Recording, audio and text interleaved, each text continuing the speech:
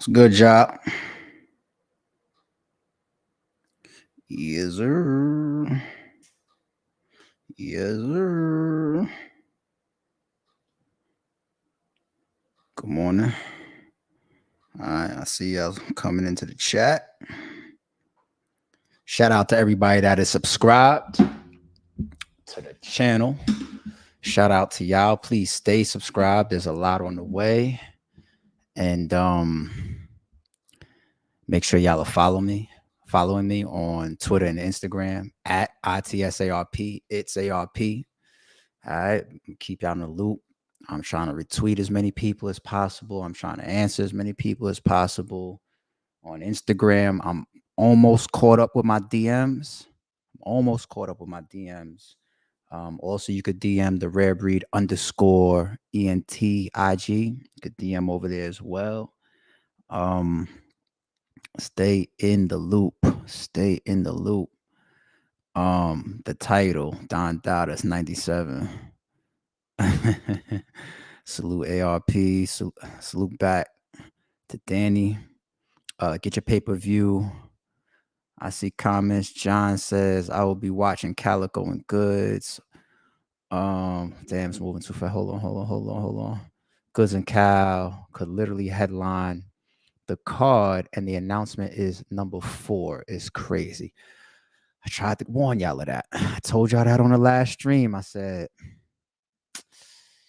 grab the pay-per-view. And I see y'all crazy on the pay-per-view. This is definitely this is ranking amongst one of the top events that we've done, where I see this many people securing even their pay-per-view. The doors are wrapped, but the buildings are wrapped, but even their live pay-per-view, they just like, yo, I need to make sure that even if Rap Grid shuts the sale down and be like, nope, servers at capacity, we ain't selling no more. And that's not gonna happen. It's a worldwide stream. Nobody take that fucking piece and run with it. You know, when Rap Grid, and I speak to Rap Grid very frequently during situations like this. I was literally on the phone with Rap Grid 3 days ago, and situations like this, you start to really prep for, because they see it on their side. Like the pre-sales, they have the same numbers that I see. They see the activity, they see all the interactions, they see the viewership, they see all the videos, they see everything. And they themselves, they start to boost up their staff for certain events. Like, okay, normally we would have one person doing customer service, one person running the stream and monitoring things or whatever. All right, this particular event, all right, that's going to be pretty mean, you know, so let's have 2 people doing the server work, 2 people doing, you know, customer service and all that type of stuff, people that's on the emails, people that's monitoring tweets of the Rap Grid Twitter and everything like that, to make sure that people's tweeting them and they're keeping up with everybody. No, you're clicking the wrong button to buy your pay-per-view and all that type of shit. Something like this, we map it out. We get on the phone, we talk multiple times leading up to the event. And it's just like, no, this is different. All right, I got 4 or 5 people working customer service. I got 4 or 5 people working on the service side. And Rap Grid has been doing this forever. You know what I'm saying? So, yeah, we're prepared to manage this worldwide stream. Everybody's going to be watching this shit as battle rap fans, and it's already crossing outside of battle rap. The DMs that I'm getting, I don't need to just start outing names to y'all, but this is one of them type of situations. I got people from huge media outlets DMing me. Hey, what's up? Please put aside a media pass for me. Hey, I'm flying in. Hey, like for example, Fox 5 is going to be in the building. You know what I'm saying? Shout out to Fox 5, heavy supporters of battle rap. Obviously, you see that they gave Vitafly and Showtime SP a show. You know what I'm saying? So, yeah, Fox 5 flying in. Shout out to B. And I'm getting that from a lot of major, well, not a lot, a couple major podcasters. I ain't gonna say their names. It'll be a surprise in the building.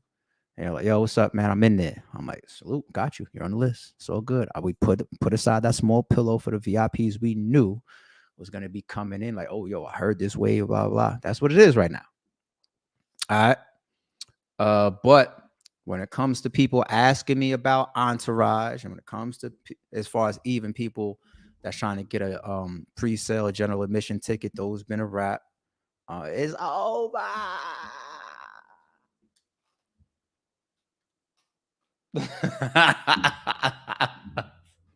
Shout out to PV, man. Nah, it's over, man. It's over.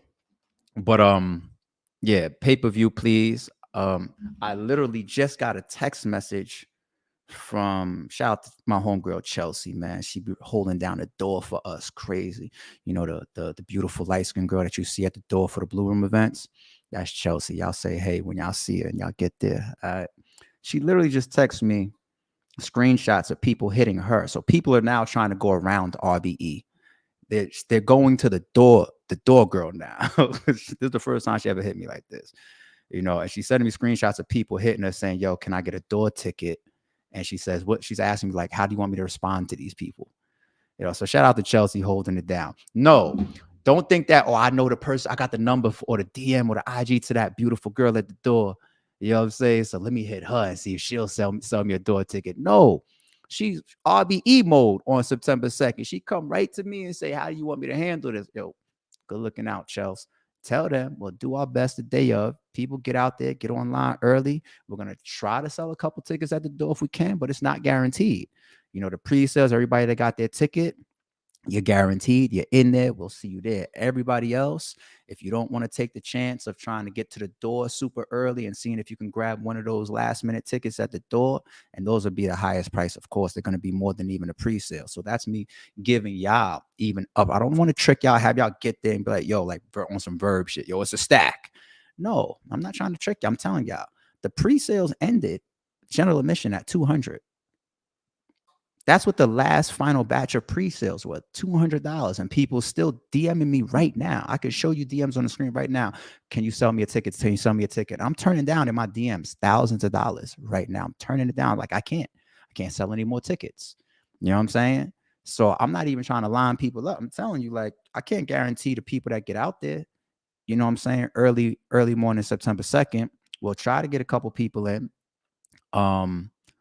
But at this point, if you want to guarantee not to miss this historic event, get your pay-per-view. Just go to rarebreedent.com right now, or click one of the links in the description of this video and get your pay-per-view. Okay, lock that in, and you good money. Before I jump to what I jumped on here to talk about, what else was it real quick that I wanted to say? I'm gonna keep giving y'all updates leading into this event. I'm here with y'all. I'm transparent. I'm on the ground with y'all. Y'all know me. I want to make sure that I got to translate all this DMs and people trying to go around RBE to our door girl and all that. And I got to get on camera and make sure, because there's hundreds of people that are still trying to get into the building. And there's thousands of people that's going to want to be on the stream. And I got to keep being here to make sure that y'all are up to date with the most current information. That's one of my jobs. All right. Smell good, feel good with Blake. Sounds like you're selling products, which is dope. My mind doesn't go the other direction on some pause shit, because the moment that you get into that game, you pause everything. I'll be watching It Is What It Is with Cam and Mace. The shit that they pause, shout out to my nigga 40 Cal, man. The shit that he pauses when we be on the phone, I'll be like, how? Like, is it that serious? I don't ever want to let my mind get into one of those modes, because y'all can't even have regular conversation anymore. So what comes to mind for that name for me is you might be selling products or something like that. So shout out to you. How does this RBE card rank for you on paper? On paper, I say that on paper, Hitman versus Cassidy is the biggest main event in RBE's 10-year tenor. On paper, this is the biggest RBE lineup. There's no way around that. There's no way. I'm not going to sit here and be like, well, you know, this card I had a better preference for, or whatever, or maybe these matchups. But no, on paper, this is, I said on a recent joint, I said this joint right here on paper, I think becomes an immediate top 15 lineup of all time, all battle rap time. Top 15. Why not? Why not? And then based on the outcome of the battles now, all 11 of these battles, it's going to start to move down. If you got like, let's say 7 out of 11 of these battles are crazy or at least dope, then this shit starts to move. Like, is this one of the top 5 events of all time? Is this a top 3 event of all time? I'm getting those. Go look at the comments on my Instagram for like the post that I put up yesterday and shit with like the 4 battles on the fly and shit. You see fans saying that in the comments. You see people saying this is the best lineup or the best card or the best event I think ever. People are already starting to have that mentality towards this rollout and what they're seeing. And then knowing that there's still another 7 battles on the card to entertain y'all on September 2nd, whether you're on the stream or in the building. So yeah, it's just too much that we're giving you for it not to be ranked in a respectful, realistic, logical manner. There's all these goats and Mount Rushmores and some people that's in like their peak runs right now and storylines and nostalgia and all types of stuff that's in this card. And this is why I tell people, I say, I don't think this card will ever be done again, where you can get the type of energy, the type of nostalgia, the type of matchups, the legendary matchups, the top battle rap in the world, all these St. Louis niggas. It's just so much in this card. The ladies is on this card, hitters is on this card, surprise battle with another Mount Rushmore and another legend in it. It's you just battle rap is hip hop is young, but battle rap is old. How bugged out of a statement is that? Hip hop is still young, but battle rap is old because it is a fast-paced environment. We love the nature of what's going on outside right now. Trenches, Riot, RBE, Chrome 23, URL, GTX, all, you know what I'm saying? But it's all battles and matchups coming off of the table. We enjoy it. We love it. But this is and we've had paces like this before. So there's the growth of battle rap isn't keeping up with the output of battle rap. If you understand what I'm saying, that goes for Star Wars and that goes for storylines being created. For every dope storyline that makes sense, like let's say Ill Will and Hitman, for me is like years in the making. They have been hearing us talk about, you see them face off last year and all this type of shit. You know what I'm saying? Averb and A Ward, right? That's something that was established. That was being like, oh, we might have to see that. A Ward takes a shot on stage. Averb starts talking about A Ward and whatnot, and we start to want to see it. And then RBE comes in and says, yo, I got to get this done. You know what I'm saying? For every matchup that takes place, there's not enough of those being created, and even from new stars. You got bloggers that say, yo, the last star that's going to come through URL and the way that battle rap is going, this is what the bloggers say. They say it's easy to block captain, right? That's not good. That's not good. If URL is such a machine and they got this vast amount of talent, you know, that frequents their company, yet we're saying the last star to come through there is going to be easy to block captain, that's not good. So you add up all of these variables and it makes sense when I start to say, like, I don't know if we're going to see a configuration and a vibe and the nostalgia and the matchup and the legendary GOAT statuses on all of that and the grudge there. I don't know if a card like this, if it happens again, I don't know how many more times it will happen, because like I said, battle rap is not, the growth isn't keeping up with the output. You see what I'm saying? So that's just real. And that's why Pipe Boys is over. That's why. That's one of the reasons why. You know what I'm saying? Okay. What else do I want to talk about with y'all? 4 battles in card is fire. Hope Heavy Half with Jay Murder's on the card. Shout out to Heavy Half and Jay Murder. I offered Heavy Half to somebody on the card. And honestly, if that battle would have happened, it probably would have had some issues. But that person has been declining Heavy Half for years, and I've been like sarcastic, like not, I shouldn't say sarcastic, but always trying to remind the person, like, yo, battle this person. I be trying to tell a person, like, I think you scared. Well, I was, you know what I'm saying? Like, but Heavy Half, man, just I fuck with that guy's talent so much, and he's a good nigga. It's my guy. I have a lot of cards that I feel like things don't line up. I actually tried to do heavy half versus show off on Divide and Conquer 1. And I think it was show off. Show off wasn't with it. You know what I'm saying? And then I turned around and got him on Divide and Conquer 2 versus Chef Trez. You know what I'm saying? But I almost had heavy half in the blue room. I thought that was one of those good ones because if people really remember, we had heavy half versus show off, I think, booked and locked in for a validation card. That was like the small room. That's when we started that hashtag small room. And I seen other people try to take shots at us by claiming that and whatnot. But I remember all of my history. But that's when we was doing hashtag small room. That validation series. We did like 5 or 6 of those cards. And we did the writers event around that time. If y'all remember the writers card, where we did a whole card and just grabbed a whole bunch of people with pens. Damn, like we the best at that theme and shit. We're the most creative. I'm sorry, man. Y'all tell me to talk more shit. There you go. We the most creative, man. But anyway, and yeah, at that time we had heavy half and show off. You know what I'm saying? I forget why it didn't happen, but maybe somebody had an issue or something. I forget. I do remember we had that matchup though. Much love RBE from London. Max Out 3 is gonna be lit. Question for off topic, so ignore if necessary. As someone who is a fan of video games, how would you feel about a battle rap video game like Def Jam Vendetta? I would be interested in it. I would appreciate the super too. Eagle Scope 27. Appreciate you. I would look into it.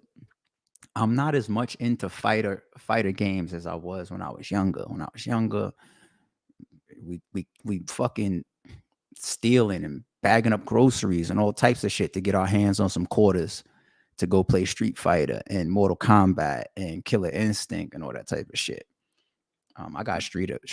I got fighter games in the crib, arcades, and video games as well. But I'm not really into those as much as I used to be. What I kind of grew into is a lot of the role player games and the storyline based games, adventure based games.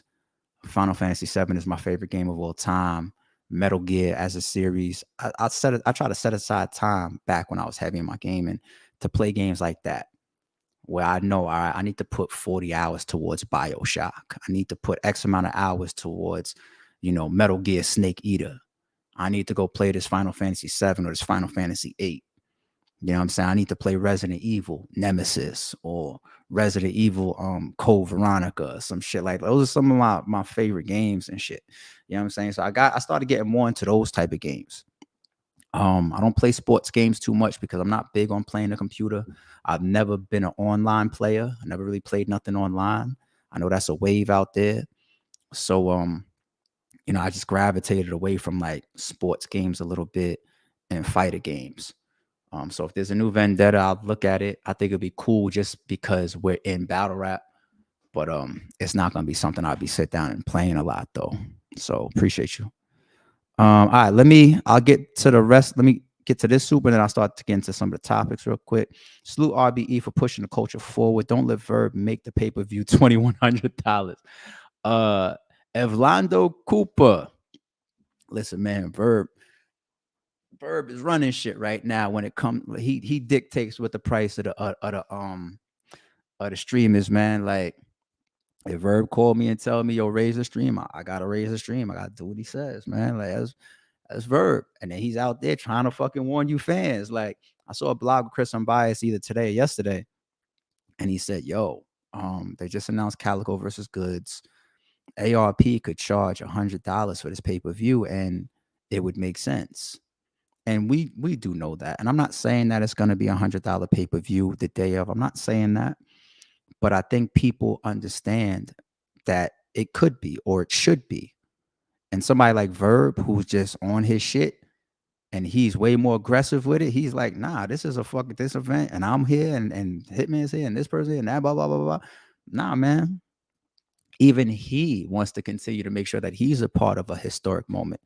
I've never seen a general admission pre-sale online ticket for $200 before in battle rap. I've never seen that. I thought we held the record when we did it in 2018 for $125 general admission ticket. A pre-sale online general admission ticket for $200. I've never seen it before. You might get hit for $200 at a door for certain events. I've never seen what we just did online pre-sale 2 months out for $200 in battle rap. I've never seen that. You know what I mean? So even that is an accolade. You don't think somebody like Verb a year from now would be like, nigga, I was on a fucking stream and to even see me cost $150. You don't think Verb wants that as an accolade? So that's why he keeps bullying me and telling me like, yo, raise the price. This is history for these people. It's accolades. It's stripes. You don't. Hitman's a numbers guy. He's the LeBron of this shit. You don't think Hitman's gonna be walking around talking shit like that? Like, yeah, I got announced and this, I sold out this and blah, blah, blah, blah. Anytime I touch the stage, it's this. And this. These are accolades. And they're real, provable accolades. When there's numbers tied to shit, you can't argue them. You know what I'm saying? So it's never going to reach 2,100. But we keep reminding y'all at every phase of the card, grow with us as far as the movement. You know what I mean? This is a serious situation, and we're giving you now that we announced yesterday and people seeing the top 4. I got people online. I'm getting all the money-based tweets now. I'm getting all the money-based ads. You see me on my Twitter say, I got a rich cousin and all that shit. I'm like being sarcastic online and shit. Now I'm getting all of that. Now I'm getting the real max out money tweets. Y'all changing the theme now to that. I see y'all. I just saw Angry Fan say that in his blog. Shout out to Caps. He had a dope blog. He was throwing a lot of legacy based credit our way, and I always appreciate that. Me and Cass been rocking for years, but it's good every once in a while to see your peers remind themselves and their fan bases what RBE has done, and I appreciate that, Caps. I really appreciate that. Yeah, but I saw Cap saying some shit like, did ARP rob or whatever. I saw Showtime SP say, yo, the IRS might need to check out ARP or some shit like that. Now we're starting to get all of that because look at the card already. Look at the card already. A card like this, travel alone, some people don't make in a whole year just for travel, just for hotels and flights for Labor Day weekend. I went and booked my hotel for the event. What was it? I ain't gonna say how much. Matter of fact, I'm using my man. I ain't gonna say how much it was for me. I told my man a hotel that I book for events a lot. All right, I sent it to him. He sent me back a screenshot. He was like, 900 a night, get the fuck out of here. I texted him back. I was like, it's never 900 a night. I've never paid 900 a night. And I used it a bunch of times for a bunch of different events. And now I went and looked myself and I said, oh, yeah, I forgot Labor Day weekend. Fuck. You know what I'm saying? Like everybody's trying to get to places like Atlanta on Labor Day weekend. So hotels know that. Book a fucking hotel on Collins or Ocean or Washington right now in Miami. Book it right now for like next week or some shit and see that it's probably like maybe $100, a couple hundred, whatever a night. Book that shit Memorial Day weekend. That's how it goes. That's just how it's supposed. That's business. That's life. That's everywhere. That's commercialism. That's you know what I'm saying? Supply and demand. It's all of those things. So people is coming into Atlanta. Atlanta's a party city. You got celebrities coming into Atlanta to work. Shout out to Rem. I was just talking to Rem. She was like, yeah, I'm sliding through, but she's got a show out here first on the second. I think like Method Man's on there, Redman, I think Rem and a bunch of people. You know what I'm saying? So point being, people's celebrities coming into Atlanta because they're being booked to do shows. You got people coming into Atlanta just to party. People might be going to New York. There's certain cities, Labor Day weekend, Memorial Day weekend, where flights and hotels and everything go up. You know what I'm saying? So just the nature of shit. I got fucking triple charged for my tel the other day. So, but yeah, point being, even the travel of this shit is like, damn. So card costs a lot of money, man. So if you want to see, let me stay on that point for a second. If you want to see max out 4 like this, and max out 5 like this, and max out 6 like this, or divide and conquer 3 similar to this, or whatever, we don't do a max out 3 on September 2nd, spend all this money and see that and I already see y'all supporting, so salute to y'all. But let's say hypothetically nobody supports these battlers. Like if Goods' fan base doesn't show up and spend money on him, if Calico's fan base doesn't show up and spend money on him, and Averb and A Ward, Young Ill and Big K and Hitman Holla and Ill Will, if their fan bases don't show up and spend money on them, if RBE's fan base doesn't show up, if the hip hop and the battle rap culture doesn't show up and buy the stream, you know what I'm saying? Then what happens is somebody like me says, spend that much money on a card for what? Last time I spent X amount of dollars on a card, none of these battle rappers fan bases showed up and all of that, blah, blah. And then y'all start to get weaker cards because I'm not Santa Claus. I could take the hit. You know what I'm saying? I've taken the hit in many business ventures or even in battle rap. I could take the hit, but it's damn sure going to make me think twice about, oh, now it's time to fucking pay this battle rapper this. I didn't show up last time.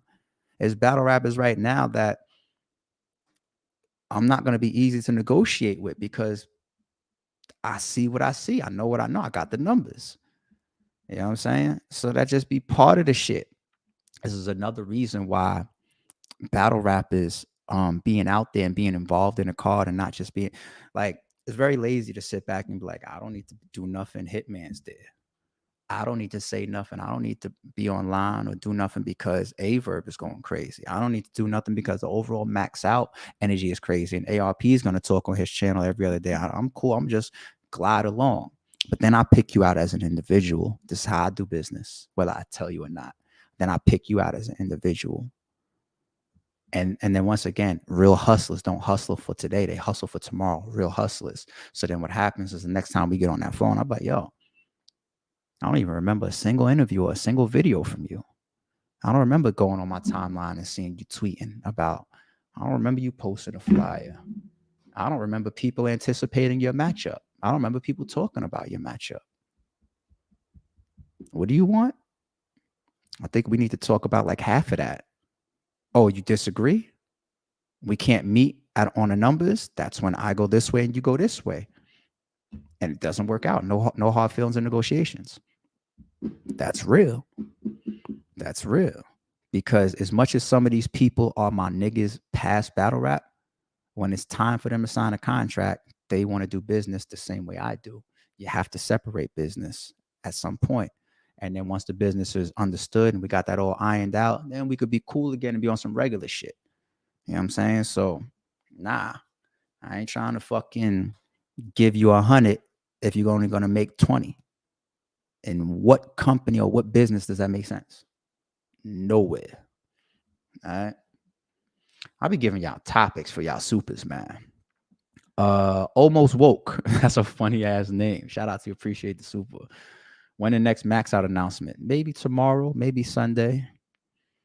The next announcement is one that got some history to it. And I'm gonna, why is my chat freezing? There we go. And I'm gonna definitely make sure that I remind y'all about the history that these two guys have for the next battle. So I know one person takes it as a grudge and the other person forecasts the grudge. Because when we were setting it up, he was like, yeah, he got nightmares from the past, don't he? Of when we cross paths. And I just laughed. I was just like, maybe not. I don't know. That's between y'all. You know what I'm saying? but they got some history. And like I said, at least one of them definitely takes it as a grudge, and the other one ain't slipping. He's like, yeah, I know he gonna want to try to, and I'm gonna be prepared for that. You know what I'm saying? So that's the next one. I think it's just a dope matchup. And then the sixth one is the ladies.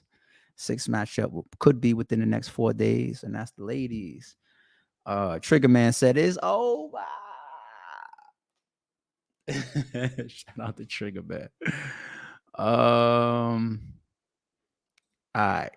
Grand finale. Appreciate the super. Is Jim's. Oh, come on. But then again, who am I if I like? I'm not playing stupid. I guess I wasn't gonna get on any stream the next time I'm on camera without somebody bringing up Jim's and his situation. I think Jim should stay away from battle rap until everything he gets things right within whatever he feels within himself, and as well as anybody that follows him and whatnot, because it's energy that, I'll tell y'all this. Let me get off of gyms for a second because I really don't want to. I mean, I said what I need to say for me on my Twitter because I know that associations are very, very they're logical and it makes sense. You know what I'm saying? If show off gets if I get into some shit, somebody be like, yo, show off, what's up with your man? You know what I'm saying? Yo, K or Will, what's up with your man? Yo, QB, what's up with your boy? Like, I get it. And that happens in the other direction as well. Like, I was literally sending examples to people yesterday of some of the people that's hitting my phone and people like laughing, like that person came to you and be like, yeah, that's an association. And sometimes associations they're supposed to happen. You know what I'm saying? You cool with somebody, you stand next to somebody, support somebody, you friends with somebody. Yeah. Association is going to be interpreted like that. You know what I'm saying? And rightfully so. Rightfully so. But you know, the whole guilty by association, like there's a certain line where you have to make sure you treat somebody as an individual. And that was also part of my statement yesterday. Like, like don't ever mix me despite so many people and me being who I am in this culture, then it just becomes ARP. Like, what's your thoughts? Where do you stand? Some of the people that ask that just want to be entertained, just want to hear me blog on assumption. Some people maybe genuinely give a fuck. You know what I'm saying? And that's cool. But I'm never gonna allow people to mix me with. If I wake up one morning and I find out that somebody did something or whatever, boom, boom, boom, you're not gonna mix me and say that, oh, that don't happen in real life. You know what I'm saying? So, but off that, even with Boom, I remember one time I had a conversation with Boom as he was going through things when things were still like kind of like this as far as like what he was gonna do. And I gave him advice. I think I might even put it on camera before I gave him advice. I said, because he was at the time still talking about like battling. And I was just like, even if you go to other leagues and battle, if I didn't tell this to him, I told it to somebody and told him either way. Even if you go somewhere else and battle, what you got to think about now is putting yourself around energy that you can get yourself into shit, right? If Boom is walking through a crowd and somebody, 10 feet away just screams snitch or whatever, and no, that's no disrespect to Boom. I'm not calling him out his name. I'm just giving it a hypothetical, right? What if Boom turns and finds out who that person is that says that and runs down on him and beats the shit out of him and then ends up in jail that night? Or what if he's on stage rapping and somebody in the front row starts to heckle him and Boom jumps off stage and tries to beat the shit out of somebody because he's just fed up and he's like, oh, now I got one of you in person. You know what I'm saying?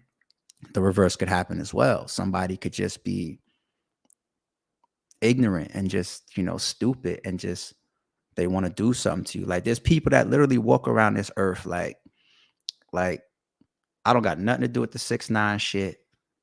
I don't got nothing to do with anybody that he was involved with. I'm all the way over here in Alaska, but I heard the story. So if I ever see him, I'm going to tell him how I feel. And it's just like people cross those lines. They involve themselves too much.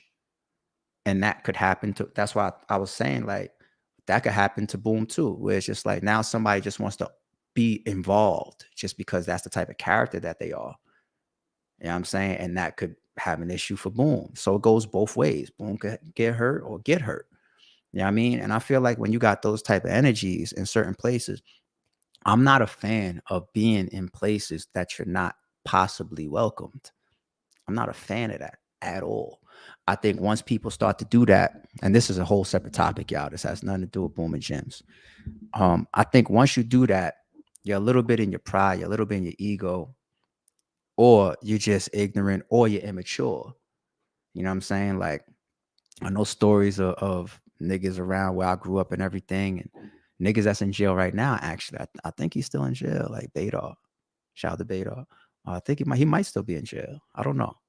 I'm just talking Staten Island shit. But I remember his incident. Shit was going off. People got hit. Maybe some people that wasn't supposed to be hit or whatever the case may be. But he went to the club wearing a bulletproof vest. So if you have to put on a vest and premeditate knowing that I'm going here and I need to dress like this, you might be in the wrong place. You might be in the wrong place. Now, there is a circumstance where it's a part of your business and your livelihood. So 50 Cent is going to spend millions of dollars on a bulletproof truck. That's part of his business and his livelihood as far as moving around, right? Some of these rappers, bulletproof trucks and bulletproof cars, they're in a certain type of circumstance that's directly tied to their livelihood, so would I want to choose that lifestyle? No. You know what I'm saying? But if that's your lifestyle and how you make money and feed your family, then yeah, those are the elements. But I'm really, really coming at the people where it doesn't really change your life whether you involve yourself in that particular area or not, yet you still go. So it's like, I'm just going to the club. You're not being paid to be there. It's just a local club in the hood, and you live close by, and you decide to pull up, and you got to wear vests. You shouldn't go. You shouldn't go. So if there's any energies around people where they feel like I might not be as welcome as I'd like to be, then that's supposed to be maturity and non-ego and putting down your pride. I learned that a long time ago. I used to do that dumb shit too. I don't care who's in there, what neighborhood they from, or what set they from. We in there. That's young shit. That's young shit. A lot of people don't live to tell the story. A lot of people don't live to share the wisdom. You know what I'm saying? You know how many situations I was involved in or put myself in? Or what if that judge would have felt like this? Or what if that scenario would have felt like this? What if that cop would have felt like this? Or what if that person never woke up? What if I never fucking got up off the ground?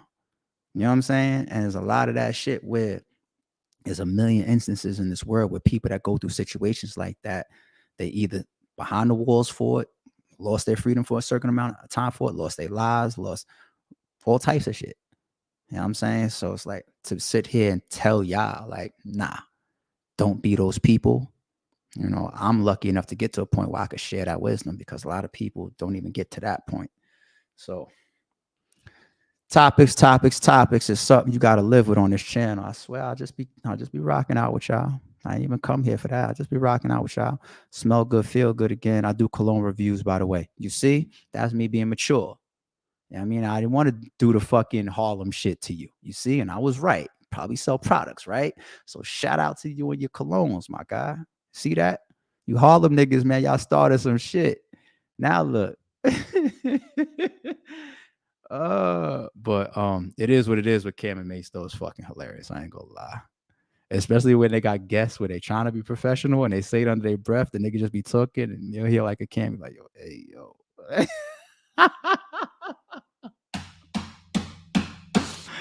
And they try like, yo, come on, today we try to be professional. Like, nah, we ain't being professional, man.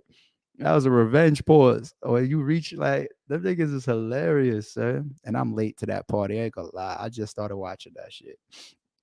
Five Mics Media. We need QB Black Diamond and Coach Coleon on Max Out 3. Shout out to them too. Maybe one, maybe both, maybe neither one of them are on Max Out 3. I do know this. Don't be give me this fucking we need shit. I ain't going for that. I'm standing up for myself. I do right by both of them people. They were both on the very last card that was headlined with a GOAT, Murder Mook. When Murder Mook battles, a lot of people tune in, and they were both just on that card. So if neither one of these people on that card, leave me the fuck alone. The fuck? Shout out to Coach and QB. Them's my niggas though, but that's for the fans. Leave me alone. Can't do everything every time, but leave me alone. All right. Are we gonna see B Magic or Max Out? It would be dope. It's people calling it the Lou Room, but maybe not, or maybe you never know. There's 7 more announcements plus a surprise. No, 6 more announcements plus a surprise battle. So maybe not. Opalaka, shout out to you, Opalaka. You be in here a lot, man. You kind of becoming like RBE live stream family. Shout out to AR. I need Froze on Max Out. Yeah, shout out to Froze. And shout out to him and Easy's podcast. It's dope. Man, what the fuck was my topic? Why did I get on here? I guess one thing that was important for me to talk about, I spoke about the business early on, like I always do, but I want to talk about Calico and Goods. It's a very, very important battle, not just for RBE. I saw in Showtime once again what Vada said, yo, this one right here, 35 and over, people that, do the cookouts and all that. This one's for y'all. And of course, a lot of our new era fans know who the fuck Goods and Calico is, but what Show really could mean when he says stuff like that is like kind of like the whole you wasn't there. Was you there? Was you there for the Lions Den days? Was you there when Goods was in the Lions Den? You know what I'm saying? Was you there? I'm standing on stage when Lux and Calico was going down, and that's we could supposed to go earlier than that. Was I in the building for Calico versus Math? You could still go earlier than that when you talk about Cal's career, but you know what I'm saying? It's just like it's the like was you there thing. And from a legacy standpoint, these two guys being titans, Hall of Famers, legends, gods, goats, battle rap, household names. You know what I'm saying? To take two guys like that and finally let them cross paths, and they kind of been buzzing it already. To finally let them cross paths, it's one of those elements on a card that's just something different. The headline, Ill Will versus Hitman, the believability of those two guys, the performance and the energy of those two guys. One, I think, is the best battle rapper in the world. The other one, factually, is the biggest battle rapper in the world. It's an RBE battle that we've been talking about for so long. I don't need to say too much about the main event. A Ward and Averb, grudge match. There's no other way to paint it. Grudge match. All right. Young Ill versus Big K. You got your Big K who's on his champion of the year run. You got Young Ill returning. I love it. And then Young Ill being a third announcement to the Lou Room and the St. Louis Midwest shit that's happening on this card. Crazy matchup. Dope scenario. Dope timing. Dope configuration. Then you get to Calico and Goods, and that becomes like a Hall of Fame type of matchup. You know what I'm saying? You can't duck out of a loss for a matchup like that, because I see Goods and I see him on 15 Minutes of Fame. I see him on Hip Hop Is Real. I see him on his own channel and shit. Shout out to Goods. Calling Cal little nigga. He says some shit like, yo, Cal, you say you've been here for 13. If you've been here 13, y'all been here 14 years. And that's starting to create even another storyline to me within this battle of like, you're a history guy. I'm a history guy when it comes to this battle rap Hall of Fame legendary shit. But who's better? We both come from them original elements, but who is better? Another sick thing about this matchup in this battle right here. Calico, I'm already very, very aware. Well, you know what? I'm going to say this. I'm not going to say very, very aware, because that's going to come off like it's a proven stat for him. This is my personal opinion. Calico is a rapper's rapper, right? He's got one of the most unique deliveries, sounds, and flows in the entire culture. Calico.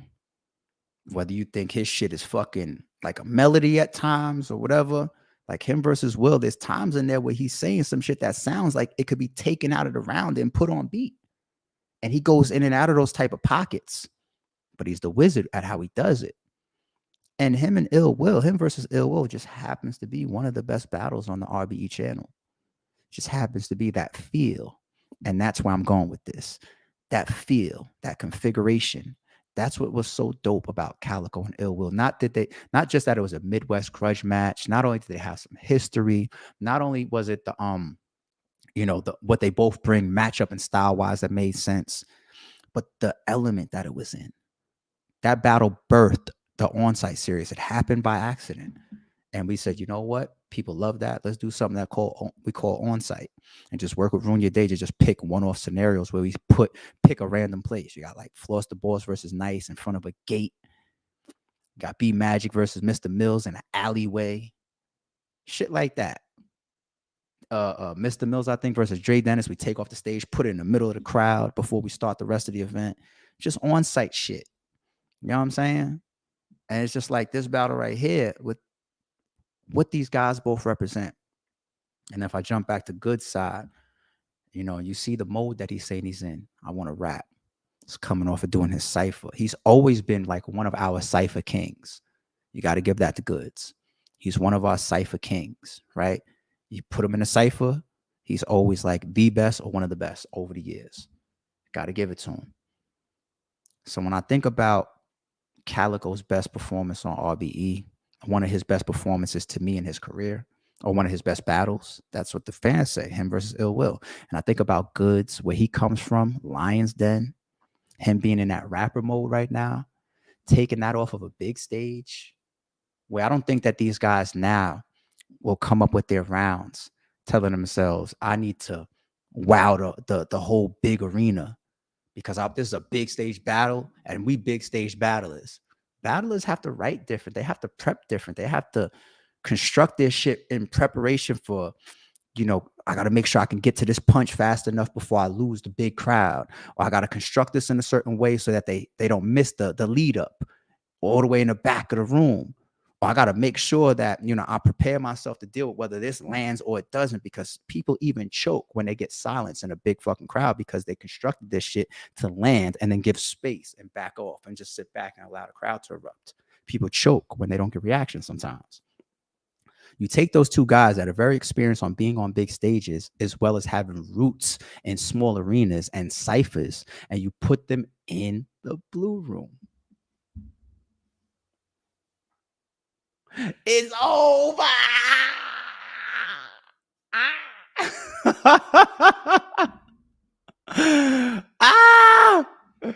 Yo, I kid y'all not. What the fuck? I love it. I love it. I love it, man. I fucking love it. See, Goods, he did a skit on his channel, dropped the same time as the trailer. Corner Lord, saying the Corner Lord returns. He's out there talking about, I got it, I got it if you need it. What is he saying? Oh, I'm back to selling drugs? No, it's a metaphor. What is he saying? Don't expect me to fucking talk about no money or no cars or no cribs or no businesses. That's the way I interpret that. So I'm back to Blue Room. I'm back to this. It's his skit, not mine. I wasn't behind that skit. I had nothing to do with him making that skit. I just watch it and I interpret it. One more point for Calico.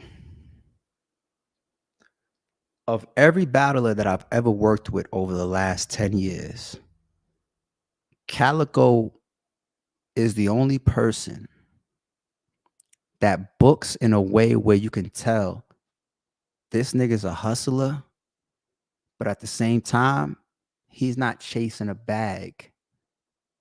And one way that I see that is in the prep time that he requests. Sometimes people just get to a bag, get to a bag, get to a bag. If I call Cal right now and I'll be like, yo, I don't got my date yet, but I'm thinking about it.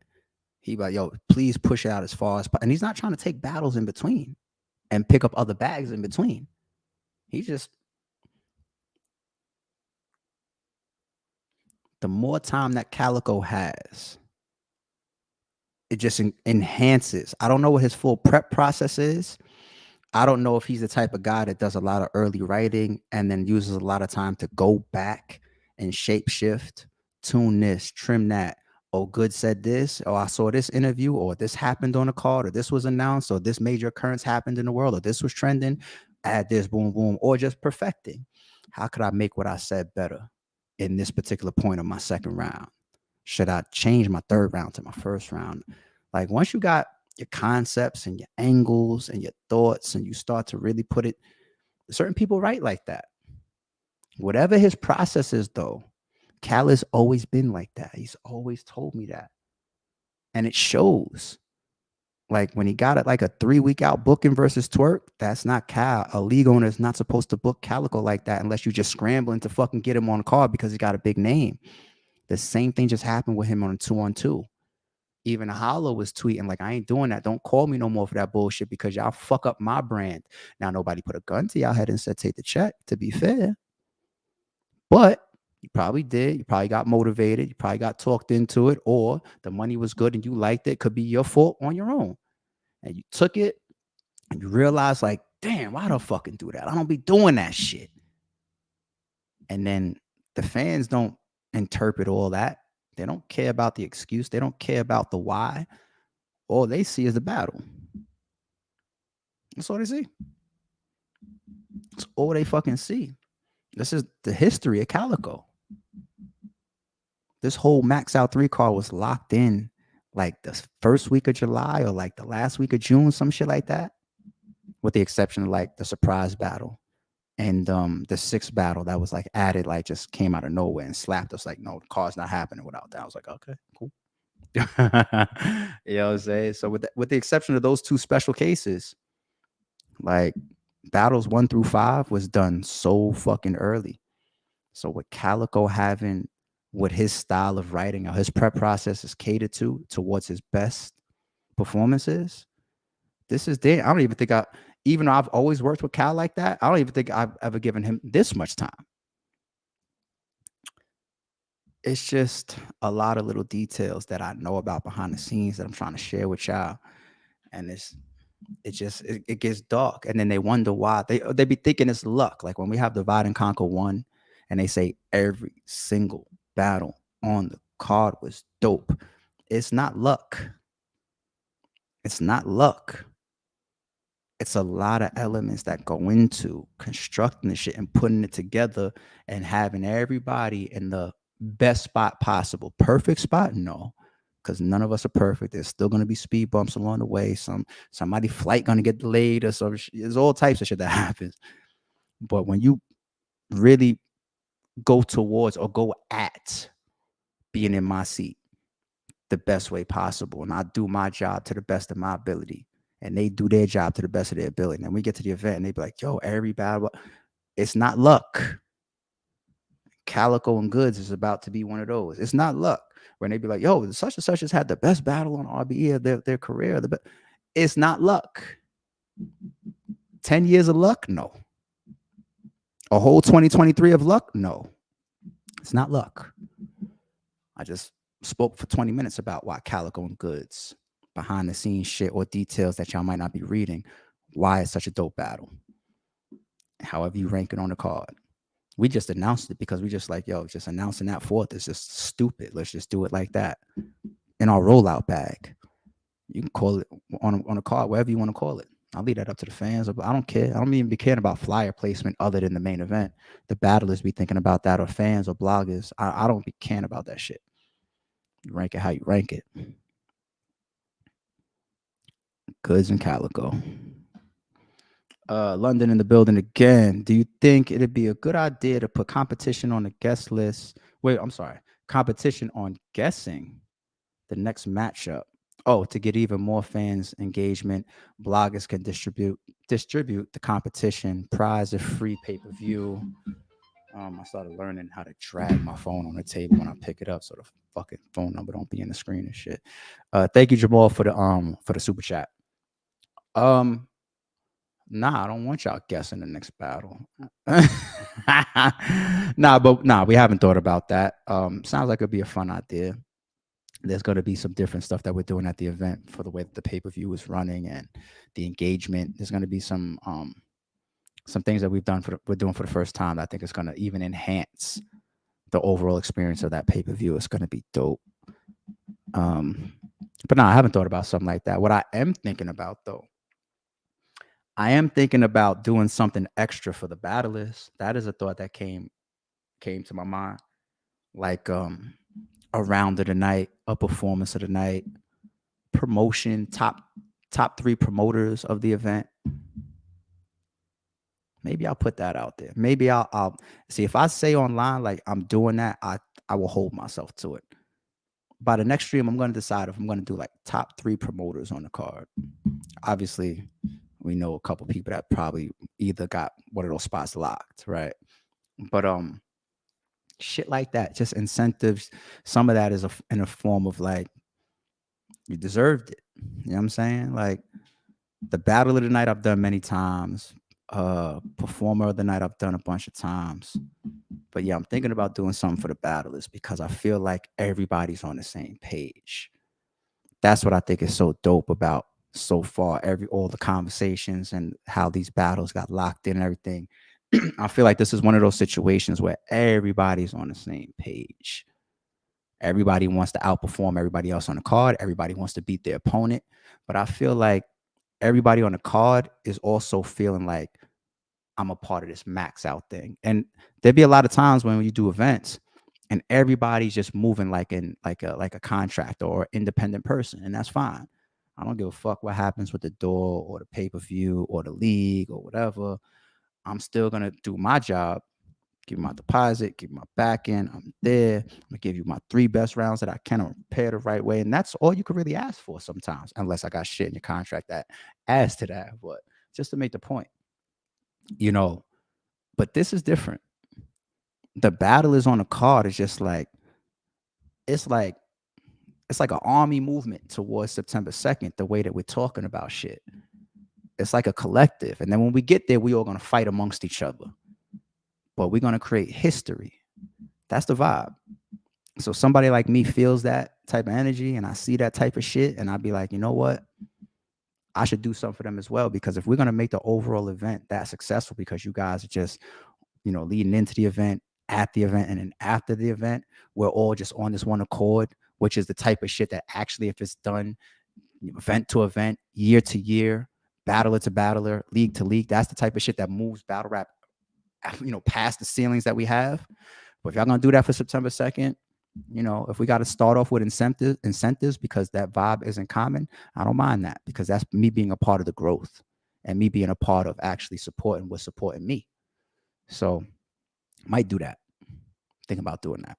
Some of these motherfuckers is getting paid too much to get another check for battle of the night. But if you deserve it, you deserve it. So 2 things. It's Castle or Max Out 3 and Spence versus But. So I'm not going to answer about any battles that's on the card. It's called the rollout. You know what I'm saying? For a reason. You will know all 10 battles that are announced, and then the surprise battle will not be spoken about from RBE and hopefully nobody that's in the know until September 2nd when it comes on the stream or walks onto the camera. You know what I'm saying? That's it. It's okay. I literally have a DM right now. Can't make this shit up. This is why I be calling shit out, because I can't make it. Can I find it? Or did I delete it? Or I got somebody that DM me offering to pay me to telling him the 6th announcement. Can I find it? So I'll pay you if you tell me the 6th announcement. I already got my ticket. Or I'll pay you if you tell me the rest of the card. I can't. I got a million fucking DMs. I can't find the shit. But I'm getting that. And I'm behind the scenes the same way. Like, it's not about the money. It's like, this is part of what RBE is bringing to the table. So I appreciate that. And I got Spence. I can go into detail more why I got Spence. I won't spend too much time on. I can't wait till Saturday to see the shit. I think Spence might have a better phone booth ability, because I feel like if the fight ends up there, where we're not boxing as much mid to later rounds, and it's not as tactical, and we start going shoulder to shoulder, forehead to forehead, all that type of shit. The phone booth abilities of Spence, I believe in them a little bit more.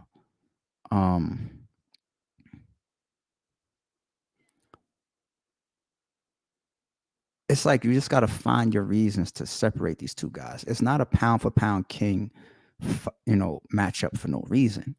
So if you got 2 people that's up for pound, neither one of them should be slept on, and either one of them could walk away with the dub this Saturday.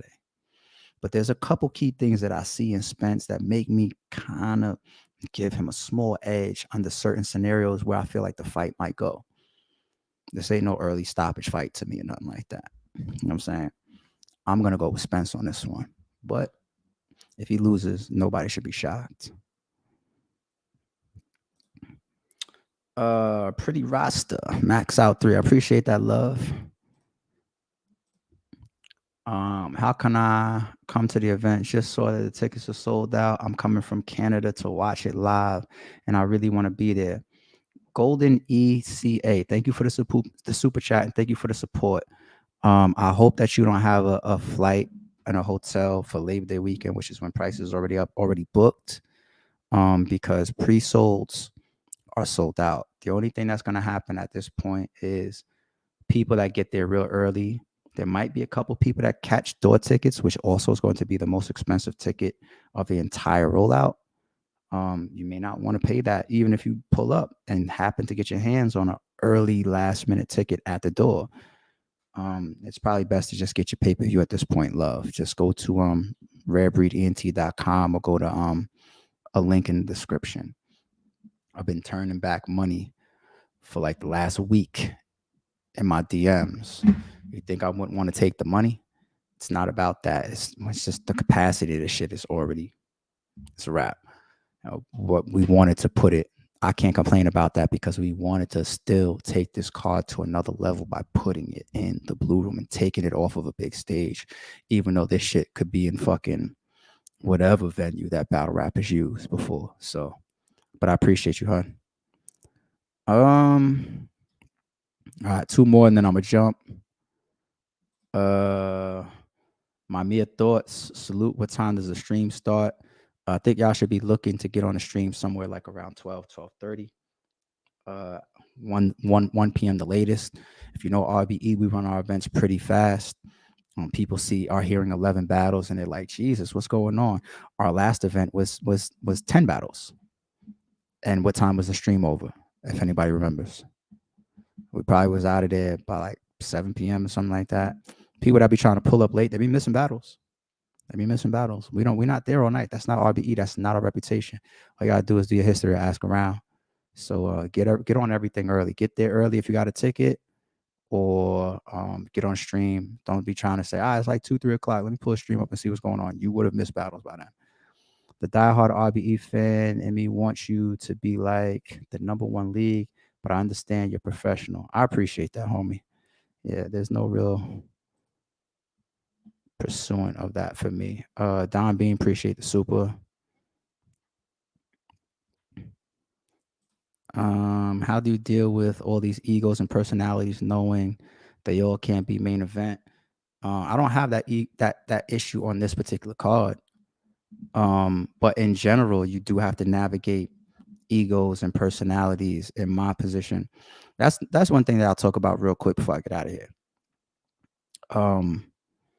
You see somebody like me that stands on certain shit and also is vocal and willing to speak out on things that I deem bullshit or things that I disagree with. People are welcome to do that in my direction too. It is what it is. I've had that a million times. I don't think that half of the people that would, critique certain areas of what it takes to do my job are aware of what it takes. Just imagine dealing with a card like, let's use the Max Out 3 like you're bringing up. So 11 people, 22 battlers, production crew, RBE staff, security, venue, security guards. I got security guards that don't even get along. Real shit. Like, I'd be navigating that. Like, only if y'all knew, like, I can't make this shit up. I got security guards that don't get along. Like, yo, like, real shit. Yeah, these niggas walking around strapped to the fucking tooth and nail. I'm like, y'all be cool, please. Like, you know what I'm saying? Deal with a lot. I literally had to squash beef and issues between 2 security guards. I don't even want to talk about the battle rappers. 2 different security guards that be with RBE heavy. You know what I mean? Navigating all of these personalities during the year, all these different disagreements or agreements or whatever. I'm the one person in that I'm the one common person there. So this person is ignorant, this person's loud, this person's quiet, this person speaks out too much, this person doesn't speak up at all. This person is slow, this person is fast, this person is responsible, this person is irresponsible. This person's probably going to fucking miss their flight unless I call them like a child, or Lawrence or Wing, or somebody bangs down their fucking door. You know what I'm saying? Like, this person's going to need help because they're walking around the airport with no money in their pocket and they're texting me about trying to get something to eat. and I'm in the middle of an event trying to fuck. This is real stories. I'm in the middle of an event trying to text this person. I'm dealing with all these differences and personalities, and people's problems become yours because I'm in the middle. I'm the common person. That's not easy. That's not easy. Sitting in that chair, man, you get a lot. You get a fucking lot. So navigating it within itself is a skill. Just to navigate the shit. You know what I mean? So I think and that's not just for me, that's for a lot of league owners. I think y'all should really, really appreciate what some of these, or at least understand what some of these people got to go through and deal with. You know, it's not easy, man. Any room for aspiring up and coming photographers and artists, vloggers that weekend? Yes, but not this particular event. This isn't the event for us to work with new people. You know, if we work with new people, photographers or people that got cameras and vloggers and what that, you know, what type of nature is like surrounding that type of stuff, start a little bit smaller. You know what I'm saying? Let's get an understanding. Let's see how you work. Let's see what your quality is. We're not just gonna throw new people into a max out 3 mix. And I'll be knowing that sometimes people be trying to use that shit just to get in.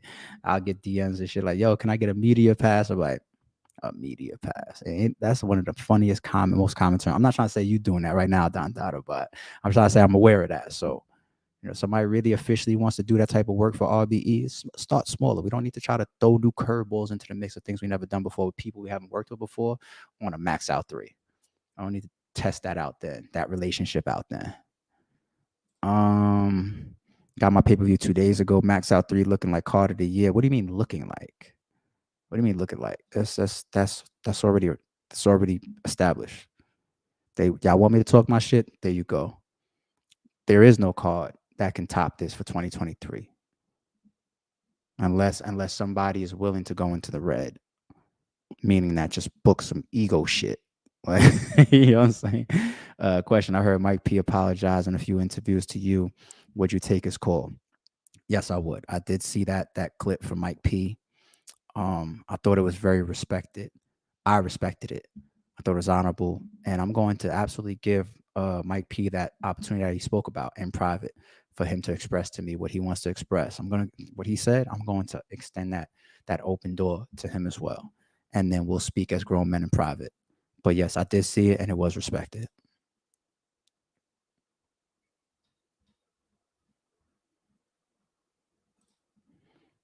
Can you bring B Dot back? Can somebody find where he is first, and then I'll speak to him. Shit. Correct the culture. Tell us the pay-per-view numbers. We can't say someone is overpaid if we don't know what they generate. That's okay. That's for me to do. I'll do it. But thank you for the super. This ain't the NBA. You know what I'm saying? We're not putting out the battlers' purses. So why would we put out the league's purses? Like, and putting out the league's purses indirectly puts out the battlers' purses. This ain't the NBA. We don't have those type of governing bodies and licensing and whatnot, things that are public. You know what I'm saying? Let me tell you the pay-per-view numbers. It don't work like that. I think you could look outside and see that this is a very high viewership situation. You know what I'm saying? So, well, come on, homie. We gotta be a little bit smarter than that. Callie Rosem, appreciate the super homie.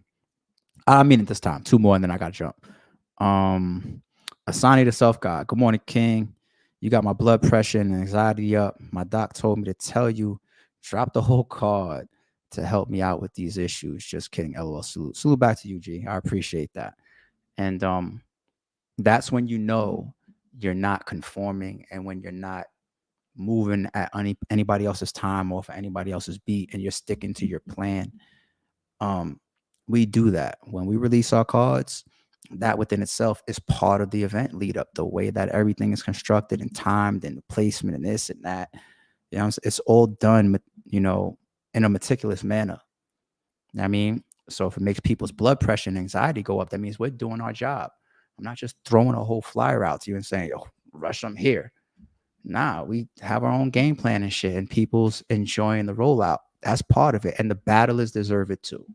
They deserve to have the anticipation or that type of energy up. And then also a league that's coming into the mix and moving a certain way that elevates things. Because RBE brings a lot to the table. And the battlers appreciate that. So when it's time for them to perform here, they get swept up in all of that. They get promotion, they get drops, they get YouTube, they get a certain type of dealings, they get fair business and negotiations, they get this, they get that, they get, you know what I'm saying? That's all part of it. So appreciate that you recognize that. Last one happens to be old boy Nick. Did you go to college or school, ARP? Both. Isn't college a school? I don't know, right? You separating them. I absolutely did. Went to college for a couple, some of the funnest years of my life. I thought in my teens I was having a lot of fun. Boy, let me tell you, college for me was my first time having full complete responsibility of having to eat or saying whether I'm gonna do this or I'm not gonna do that. You know, a lot of us that come up with, even if you're coming up in a single family, I mean a single parent home, most of us that have a parent there, whether a mother, a father, or both, most of those parents at bare minimum are harping over your shoulder trying to tell you, get your grades together, where's your report card, you know, take your ass to school, get up out of bed. Most parents are at least doing that, or else what the fuck, you like, you had kids and you don't even give a fuck about their education, like Jesus. But you know, when you go away to college, you know, there's nobody over your shoulder. That responsibility is on you. And then in college, you can create your own schedule. So I was creating my schedule like around the popping days as far as partying and shit. Like, oh, niggas be partying on Wednesdays and Fridays and Mondays. I'm going to try to set my schedule up to not have any classes on them days. You know what I'm saying? It's like nobody's over your shoulder telling. So it's like to succeed or to actually give a fuck about what you're really there for becomes your full responsibility, which within itself is an area that people fail in. Because motherfuckers get to college and start to lose their mind. But there was another side of that too. It was the brokest I ever was in my life in college. I remember I had my one of my closest friends, one of my brothers, my man Aaron. He was smart enough to have a job like freshman year. He worked at the airport. Me, I was just like, I ain't working. Not now, not in school, not in college. Hell, all you women running around or party and everything. I ain't get a job for what? You crazy? Man, there was times I ain't have money to eat late night or whatever. Nigga literally what my fucking my roommate literally walk into the fucking room and throw me a sandwich and shit. Like if I missed trying to fucking catch like cafeteria joint or something like that, you know, you take care of me and shit, like hold me down. Now, of course, my family that's back home and everything ain't gonna let me starve. You know, I wasn't that fucked up, but it was to the point where I'm being so irresponsible because I'm wilding out in college or whatever that I'm not gonna have the audacity to reach back and say like, yo, I fucked off any money I had or I didn't do this or whatever. Help. I wasn't that person in college that was trying to reach back home and ask for shit that you're not supposed to ask for if you're claiming to now being a young man or an adult that's out of town now doing his schooling. Right. So I wasn't gonna be telling people that could hold me down like relatives or moms or pops or nothing like that. You know, but my roommate knew like this nigga's fucking up. I got you. But I held him down too. I was the freshman with a car. I drove a car down there. I had a little Hyundai that I bought out of a junkyard for like $800, put some rims on it, and I spent like $1,100 at Amoco to fucking fix the transmission, rebuild the transmission because the transmission was fucked up when I bought it. Thing couldn't even go in reverse. That was my first car. A Hyundai Elantra. Right. But I had a wheel. Hey, a lot of niggas don't got cars, period, in college. They knock on my door. What's up? We driving to the club tonight? Oh, he got the wheel, you know what I'm saying? So my man might be holding me down with the sandwiches, but I got the car. You know what I'm saying? Gas money on me. You don't gotta pay gas money because you bringing the food into the crib. You know what I'm saying? These real stories, man. Shout out to my nigga A, man. My nigga Aaron, that's my brother, man. We done fucking been through a lot of shit. We got shot at out there after a club night, all types of shit.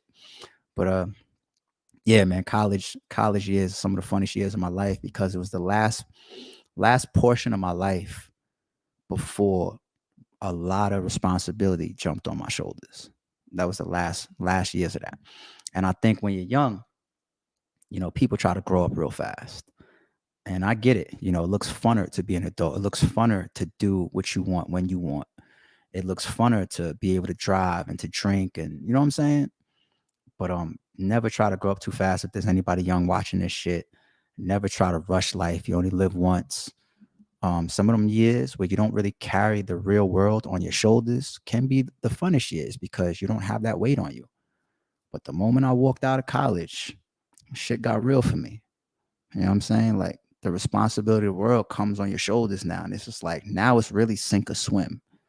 Nobody's supposed to give you no sandwich. Nobody's supposed to help you pay your bills, your lights, or nothing like that, or your rent, or your mortgage, or your gas money, or none of that shit. Now you're really a man because you have full responsibility of an adult, and you now have the mentality of an adult. Now you're a man for real, right? So, any youngins watching this, man, go ahead, go to college, enjoy them years, cause ain't no going back after that. Shit gets real. But don't do what I did trying to party 5 days a week. I'm out of here, y'all. I appreciate y'all hanging out with me as always. But yeah, that calico and that good shit. I had to talk about that. Rewind to the beginning if y'all want to get some other event details and updates. Max Out 3 mode continues. Stay subscribed to the channel. Another day or so, maybe for the 5th announcement. 6th announcement will come shortly after that as well. I got a full trailer coming for y'all with the entire announcements that's going to be on it. And the 11th battle, which is a surprise, we're going to hold down until September 2nd. Hit one of the links in the description box to copy a live pay-per-view right now. Catch up with y'all in a second. Happy Friday, y'all. All right, enjoy y'all weekend too. Who am I kidding? I'll be back before the weekend's over. Enjoy the fight.